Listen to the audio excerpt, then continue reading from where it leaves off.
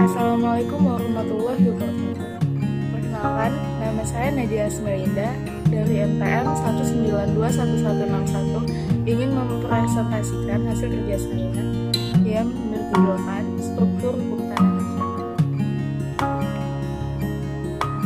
Yang pertama, ada pengertian. Hukum tanah nasional adalah hukum tanah Indonesia yang tunggal, tersusun dalam suatu sistem berdasarkan alam pemikiran hukum adat mengenai hubungan hukum antara masyarakat hukum adat tertentu dengan tanah ulayatnya. Hukum tanah nasional memiliki sifat komunalistik. Dalam konsepsi hukum tanah nasional ditunjukkan oleh pasal 1 ayat 1 Undang-Undang Pokok Agraria yang menyatakan bahwa seluruh wilayah Indonesia adalah kesatuan tanah air dari seluruh rakyat Indonesia yang bersatu sebagai bangsa Indonesia. Sedangkan sifat religius terdapat dalam pasal 1 ayat 2 Undang-Undang Pokok Agraria yang menyebutkan bahwa seluruh bumi, air, dan ruang angkasa termasuk kekayaan alam yang terkandung di dalamnya dalam wilayah Republik Indonesia sebagai karunia Tuhan Yang Maha Esa merupakan kekayaan nasional. B. Asas hukum adat dalam hukum tanah nasional. Yang pertama ada asas religius, sitas, pasal 1 Undang-Undang Pokok Agraria. Yang kedua, asas kebangsaan, pasal 1, 2, dan 9 Undang-Undang Pokok Agraria. Yang ketiga, asas demokrasi, pasal 9 Undang-Undang Pokok Agraria. Yang keempat, asas kemasyarakatan, pemerataan, dan keadilan sosial, pasal 6, 7, 10, 11, dan 13 Undang-Undang Pokok Agraria. Yang kelima, asas penggunaan dan pemeliharaan tanah secara berencana, pasal 14 dan 15 Undang-Undang Pokok Agraria. Dan yang terakhir ada asas pemisahan horizontal tanah dengan bangunan dan tanaman yang ada di atasnya. C. Hak penguasaan tanah. Yang pertama ada hak bangsa Indonesia. Hak bangsa Indonesia mengenai tanah diatur dalam pasal 1 ayat 1 sampai ayat 3 Undang-Undang Pokok Agraria, merupakan hak penguasaan atas tanah yang tertinggi dalam hukum tanah nasional. Hak ini merupakan sumber bagi hak-hak kepenguasaan atas tanah lainnya. Hak bangsa Indonesia mengandung dua unsur, yaitu unsur kepunyaan dan unsur tugas kewenangan. Unsur kepunyaan berarti subjek atas hak bangsa Indonesia ada pada seluruh rakyat Indonesia dan meliputi seluruh rakyat Indonesia. Unsur tugas kewenangan berarti tugas kewenangan untuk mengatur penguasaan dan memimpin pengurusan tanah dilaksanakan oleh negara. Yang kedua, hak menguasai negara. Hak menguasai dari negara atas tanah secara konstitusional berdasarkan pada pasal 33 ayat 3 Undang-Undang tahun 1945. Maka yang terkandung dalam pasal tersebut yaitu pertama, negara menguasai bumi, air, dan kekayaan alam yang terkandung di dalamnya.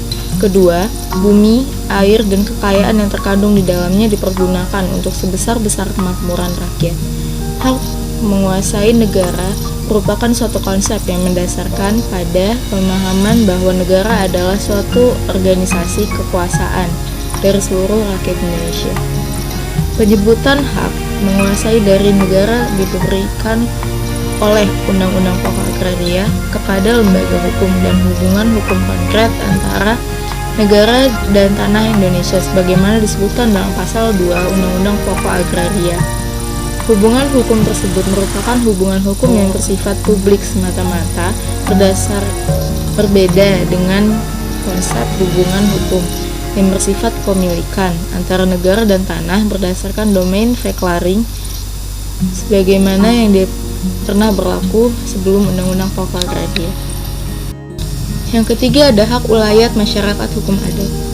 Budi Harsono mengartikan hak ulayat merupakan serangkaian wewenang dan kewajiban suatu masyarakat hukum adat yang berhubungan dengan tanah yang terletak dalam wilayah masyarakat hukum adat yang bersangkutan. Keberadaan hak ulayat dapat diketahui dari beberapa peraturan yang mengatur hak ulayat, antara lain A. Undang-Undang Nomor 5 Tahun 1967 tentang Pokok-pokok Kehutanan. B. Undang-Undang Nomor 41 Tahun 1999 tentang Kehutanan. C. Undang-Undang Nomor 21 Tahun 2001 tentang Otonomi Khusus bagi Provinsi Papua. D. Instruksi Presiden Nomor 1 Tahun 1967 tentang sinkronisasi pelaksanaan tugas keagrariaan dengan bidang tugas kehutanan, pertambangan, transmigrasi, dan pekerjaan umum. Dan yang terakhir, Peraturan Menteri Negara Agraria atau Kepala BPN Nomor 5 Tahun 1999 tentang pedoman penyelesaian masalah hak ulayat masyarakat hukum adat. Yang keempat, hak-hak perorangan atas tanah. Menguasai dan menggunakan tanah secara individual berarti tanah yang bersangkutan dapat dikuasai secara perorangan. Sebagaimana ditegaskan dalam pasal 4 Undang-Undang Pokok Agraria yang menyatakan bahwa atas dasar hak menguasai dari negara sebagai yang dimaksud dalam pasal 2 ditentukan adanya macam-macam hak atas permukaan bumi yang disebut tanah yang dapat diberikan kepada dan dipunyai oleh orang-orang baik sendiri maupun bersamaan dengan orang lain serta badan-badan hukum. Hak-hak perseorangan atas tanah adalah hak yang memberi wewenang kepada pemegang haknya, perseorangan, sekelompok orang secara bersama-sama atau badan hukum untuk memakai, arti menguasai, menggunakan dan atau mengambil manfaat dari bidang tanah tertentu. C. Konsep pertanahan nasional. Undang-Undang Pokok Agraria sebagai pelaksanaan pasal 33 ayat 3 Undang-Undang Dasar 1945 dalam pengaturan di bidang pertanahan mendasarkan pada konsep bahwa semua tanah adalah tanah bangsa Indonesia sebagai karunia Tuhan Yang Maha Esa, yang penguasaannya ditugaskan kepada negara untuk mencapai sebesar-besarnya kemakmuran rakyat.